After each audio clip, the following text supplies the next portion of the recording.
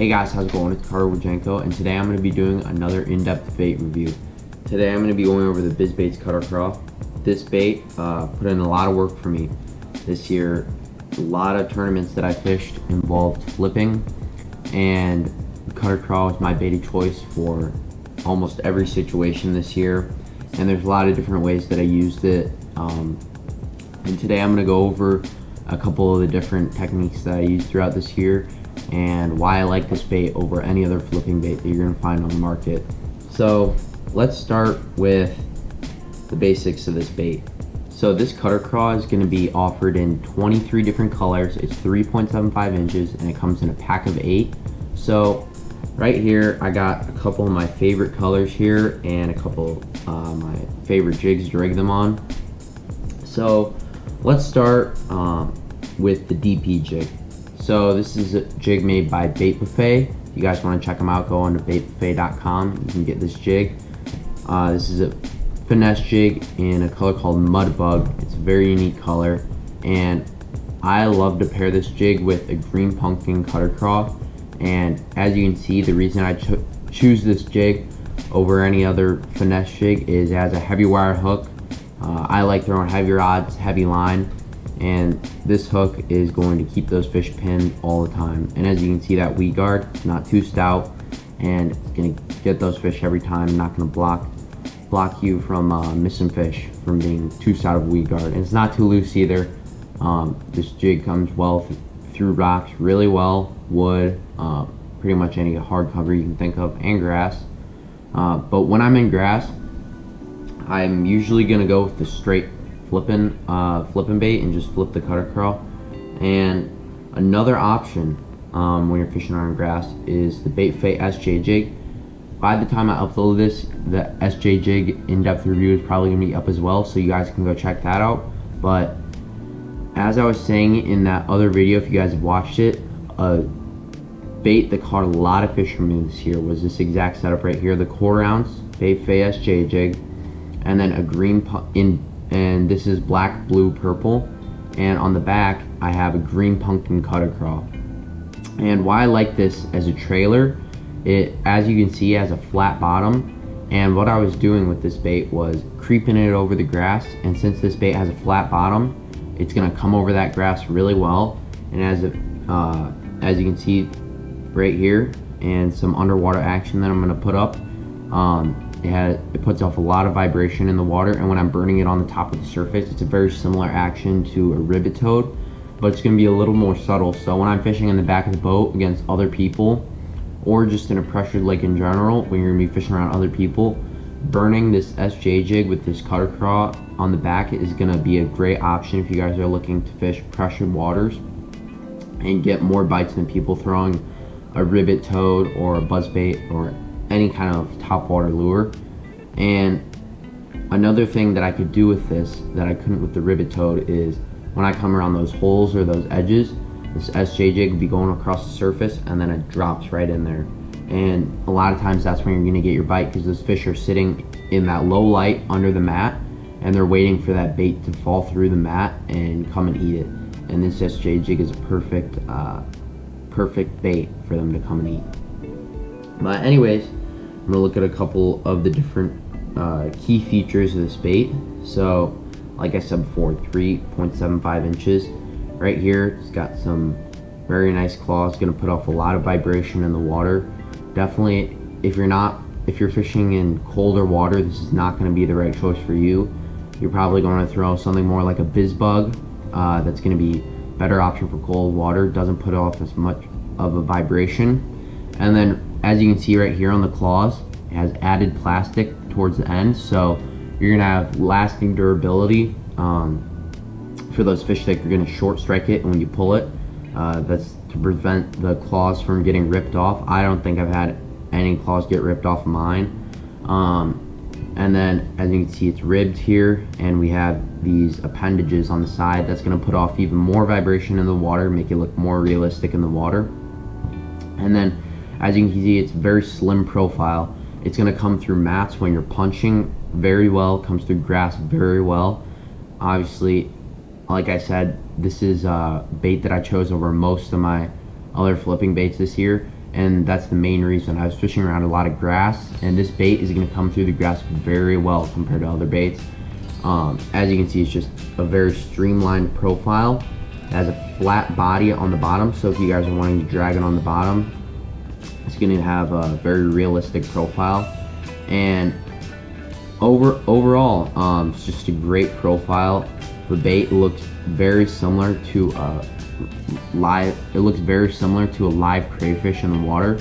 And another big thing that I like about this bait, as you can see, it has lots of meat for that hook to be there. So some of the flipping baits, you know, I get bit on them a lot, but you're gonna burn through so many of them because you don't have enough meat there for the hook to sit. And this bait has the perfect amount of you know, plastic right there for your hook to rest in. And you're gonna be able to go through multiple fish, and it's just also the right amount of plastic. It's not super soft, it's not super hard, and it's just the right mix where you can get this bait gets bit, it puts off a lot of action, and you're still gonna have the durability of a better soft plastic bait.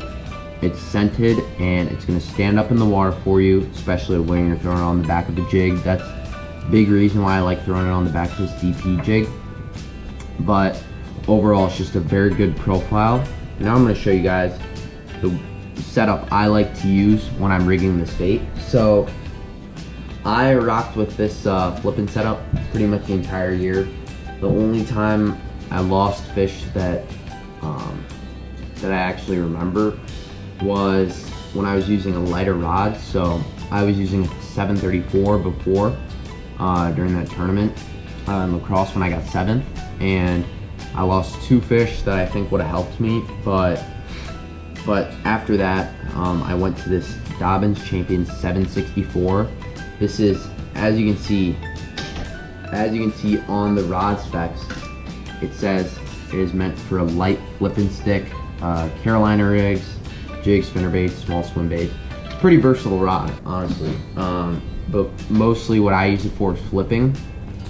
And right here we got the setup. So like I said, that Dobbins Champion 764, and then right here I got the Shimano Scorpion 70 XG. So this is pretty much a JDM version of the Corrado 70. Just as you can see, the side plate fell off there. I had to get it replaced with the Corrado 70 side plate because they're pretty much the same reel. I just think it looks way cooler, and I believe there's a little bit more line capacity than the Corrado 70, but overall it's just a slick reel. But I rocked with that 65-pound Power Pro, and I always put around 5-foot leader, 20-pound Gamma Edge fluorocarbon leader. And I don't know if it helps or not in dirty water where I was fishing, but it just gave me a lot more confidence knowing that those fish wouldn't be able to see that bait with the fluorocarbon over the braid. And I don't remember the last time I've fished straight braid when I'm flipping. I like fluorocarbon. I think if you put the leader on there, you're not gonna have as much stretch as you would with straight fluoro, so that's definitely a benefit of braided fluoro on a bait caster. And you, at the same time, you have no stretch, so that's an advantage they usually get with braid. And then you're also having the less visibility of fluorocarbon. So, you know, it's just a win-win situation when you're throwing that braided fluoro. But anyways, I'm gonna rock peg. I always peg them weights. I always peg weights when I'm fishing through grass. And I remember going up to Michigan this summer and fishing without pegs, and it's not fun. You guys definitely don't want to do that when you're around heavy cover and grass. You're definitely gonna want to have a peg. And then with this cutter craw, I always use a 3/0 hook, and I use a straight shank flipping hook. There's a lot of controversy over whether or not you should use a straight shank flipping hook or an EWG. I really don't like the EWG. I think it bends out. Obviously the 764 is a heavier rod. It's a 7.6. It's a stout rod, that's for sure, and it's definitely gonna be able to handle this 3/0 Gamakatsu flipping hook right here. This is I believe it's called the heavy cover flipping hook, but this is probably the sharpest hook I found. I threw trocars a lot in the past, so I don't know why I just stopped recording, but anyways, as I was saying, I use a 3/0 Gamakatsu heavy cover flipping hook, and I always rock a straight shank. I've heard a lot of stories, fished with a lot of people that use EWGs, even the super lines, and I just prefer this. I think you're gonna get a lot better hookup ratio, and like I said, there's a lot of meat in this bait, so it's gonna be able to hold that flipping hook really well. And as you can see, that's a pretty slick profile right there. Comes through grasp really well. I pretty much always went with anywhere from a 5/16 to a half, just depending on the cover that I'm fishing. In lacrosse, we'll have those current banks where there's not much cover. I'll go with the 5/16 or a quarter. And then when you get around that heavier cover, or you want more of a reaction type bite where that bait's falling fast and it just runs, and they just have to decide right there and then to eat it and just run into the bait and eat it, you know, you go with a heavier weight, like a 1/2 ounce. But overall, that is a great bait if you guys are looking for a flipping bait. If you guys want to buy these, go check them out on bizzbaits.com or Tackle Warehouse. If you guys want to go check these out, go on Tackle Warehouse or bizzbaits.com. Showed you guys the setup I like to use with this cutter craw. It's a great flipping bait. If you guys are looking for another flipping bait to try, definitely go check this bait out. Anyways, guys, thank you for watching. Please like and subscribe if you enjoyed the video. And this is Carter Wajenko with another in-depth bait review. Thank you.